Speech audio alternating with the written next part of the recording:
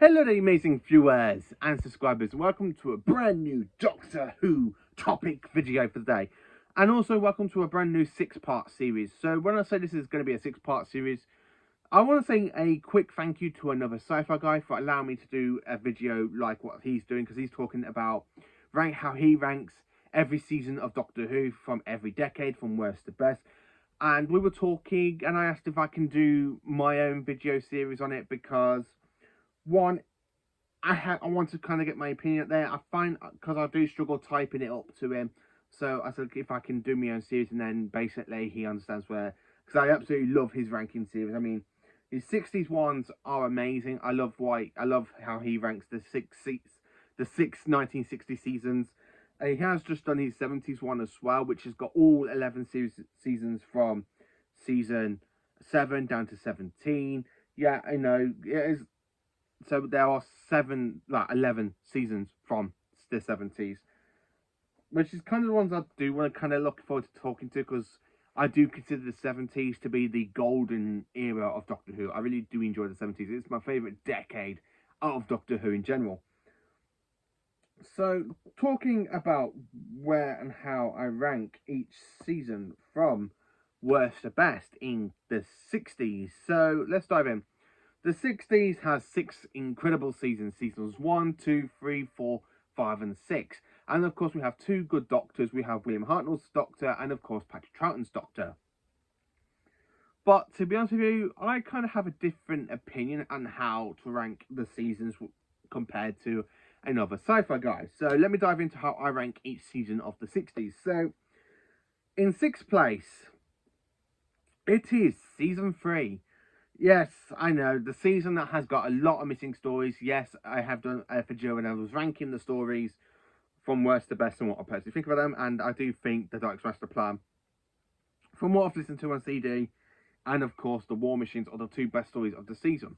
But because this season is really missing, you can only dive into part of the season through the 3 surviving episode, like the 3 surviving stories, which is basically the Ark, the gunfighters and the war machines, and of course the animation of Galaxy 4. But the rest of it, you kind of need to dive into audio adaptations or telesnap reconstructions that you can find out there, and of course listen to them on CD.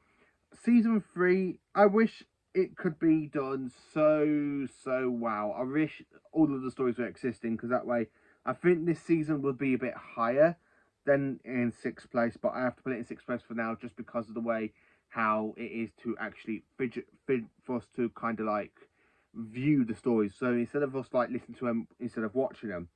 So number 5. So in 5th place, it is season 1. Now, I was trying to put this season a bit higher, but I kind of enjoy the other seasons above season 1. Now, season 1, considering it's only got one main missing story, which is Marco Polo, but I have read the Target book. The rest of the season is still available out on DVD, you know, apart from the Reign of Terror, which has got some episodes missing, but they have been animated and released onto DVD. Season 1, for me, it's a good start to Doctor Who. You do kind of see the first Doctor kind of mellow from the Unearthly Child down to the Reign of Terror, but it's not that peak of Doctor Who for me. I mean, when you get to that peak of Doctor Who, that is specifically when we get into the next season for season 2. But this season, it is okay. It's got some good stories in there. For the stories I absolutely do find absolutely brilliant and amazing, which is the Daleks, the Aztecs, and then of course you do have the Reign of Terror, which are 3 good stories, and of course part 1 of the Unearthly Child, aka the pilot episode as well, where you kind of have some stories that kind of slack for me, like the Edge Destruction, the Sensorites, not too good. Then you have the Keys of Madness, which is a kind of an okay story, not one that I'm too fond of, you know. I'm sorry to say that. Number 4, so in 4th place, it is season 5, Patchatron's 2nd season as the 2nd Doctor. And I'm going to be honest with you, some people do put this season like in last place or second to last place, but for me, it's so much because this season is only missing one basically missing story now, which is basically the Wheel in Space. But I have watched that on BritBox with the telesnap reconstructions, so I have managed to view the story, and I think season 5 is not as a bad season as some people make it out to be, you know. Yes, there are some stories in there that do kind of overlap, but you got some iconic stories in this season that I can easily put it over season 1 and season 3. Talking about, we have the epic story of Tomb of the Cybermen, which is my second favourite Cyberman episode for the second Doctor. I absolutely do enjoy the Abominable Snowman. The animation really gives us that fantastic treat of watching that story for the very first time in animation, because it is a missing story, but it does actually pull it out. You do get to see the robot Yetis for the very first adventure. Yes, I know it's not actually like watching the Yetis when they filmed the actual location in Snowdon in Wales. I absolutely do love this season. I mean, all of the stories, even the 31st Ice Warriors story, which is actually called the Ice Warriors. Yes, that is my least favourite Ice Warrior story, but it's actually still good, and it's still got some better stories in than the first season of Doctor Who. Season 5, I mean, look at the stories that I absolutely enjoyed. Tomb of the Cybermen, the Abominable Snowman, Enemy of the World, and of course the Web of Fear, which are 4 iconic Doctor Who stories I just physically love from this season. And of course we do have the Wheel of Space. Some people hate it, some people enjoy it. From what I've seen of it through BritBox by watching the Taste Reconstructions for episodes 1, 2, 4 and 5, where episodes 3 and 6 are still surviving. Absolutely brilliant. I actually love that story because I really do enjoy that Cyberman story, because I think it's done so wow and so brilliantly, and I just absolutely do enjoy season 5. Yes, okay, we do have the Fury from the Deep. The animation I do kind of a few issues with, but it's a great way just to basically visualize that story, that missing story. I absolutely do love the killer seaweed and stuff. So yeah, season 5, I had to put this into 4th place. In number 3, so in 3rd place, it is to season 4. Yes, this is my second favourite Troughton season. Yes, I know 2 stories have got William Hartnell's Doctor in it, but I kind of class this more for the Troughton season than I do for Hartnell. It's like season 21, because season 21, it is mainly a Peter Davison season, but it does have that first story of Colin Baker, where this season has 2 stories with William Hartnell, and the rest are basically Troughton at his best. Season 4, I have so many great stories in this. Thank you to the animations that basically have helped this season come back to life to us in brand new ways with animation, and to the surviving episodes that we have. So, season 4, the reason I've had to put this above season 5 is because, one, there are so many more better stories in this season, like the 10th Planet, which is a really good way to introduce the Cybermen. Then, of course, we have the power of the Daleks, the animation. I don't care which animation you watch it in, if it's the 2016, 2017 one, because you kind of have 2, the 2016 one when it was released on DVD, the 2017 ones when it was released in the Steelbook with the colour version, or the 2020 version, which was released in 2020 in the special edition. It doesn't matter what version I watched this in, I absolutely flipping love the power of the Daleks. It really brings in that fantastic elements from the 60s. It's done so well. And I mean, the Macro Terror, I just absolutely love the Macro Terror. I think it is the best animation that has ever been put out for a missing story. We have the Faceless Ones, which is another good story, which is one I do really enjoy. Then we have the evil of the Daleks, again, which we have got fantastically animated, and it's done so well. And it's my 3rd favourite Troughton story from the season. Then, of course, we have stories a bit like The Smugglers, which I haven't really experienced yet, or the Highlanders. I haven't really experienced it because them 2 are missing stories, but The Smugglers and the Underwater Menace is supposed to be coming out in animation, so I'm really looking forward to seeing what those animations are going to be like, and hopefully it changes my opinion on the Underwater Menace, because on the Underwater Menace, I do consider that to be the worst story of the season, and that is just due to the telestat reconstructions for episodes 1 and 4, because episodes 2 and 3 are surviving. I really don't care for that, for the Underwater Menace. The Moon Base, it is the 3rd best Cyberman story for Troughton. I mean, for Troughton, I've got 4 Cyberman stories, and of course, I've already said my second favourite is, of course, the Tomb of the Cybermen, where my 3rd favourite is basically this story, the Moon Base, and then my 4th favourite Cyberman story has got to be The Wheel in Space. It's my least favourite Cyberman story for Troughton, but it's actually pretty good, and compared to some of the way how modern Doctor Who has actually treated the Cybermen, you know, The Wheel in Space isn't that bad. I do tell people to give it another try, because it's not as bad as some of the stories with the Cybermen in from Modern Who, where the Cybermen basically become the Masters or Mrs. Bitch, really. So back to season 4. Yes, there are 2 stories I haven't really experienced, which basically is the Smugglers and the Highlanders. I'm kind of hoping I'm going to enjoy the animation of the Highlanders. I am after the Target book, so I can actually read Jamie McCrummon's very first story. So number 2, in second place, so the second best season of the 60s. Now this is my second favourite season. Now the problem is this 1 and 2 always change. It depends what kind of, like if you ask me at another point, say in a year's time, what's my favourite 60 season, or these 2 always change between 2 and 1, because these 2 seasons I consider them to be the best seasons from the 60s. So in second place, as of for now in 2023, it is season 2. Season 2, it is the best Hartnell season for me. Yes, I know season 3 could possibly take that spot, but season 2 for me at the moment in this current time is the best 60s season for William Hartnell. I mean, I just absolutely love season 2. Planet of the Giants, I just absolutely love that story. The Dalek Invasion of Earth has got to be the best story of that season. I just absolutely love the Dalek Invasion of Earth. Then, of course, we have The Rescue, which is really good because it introduces us to my favourite companion, aka Vicky for Hartnell. We have The Romans.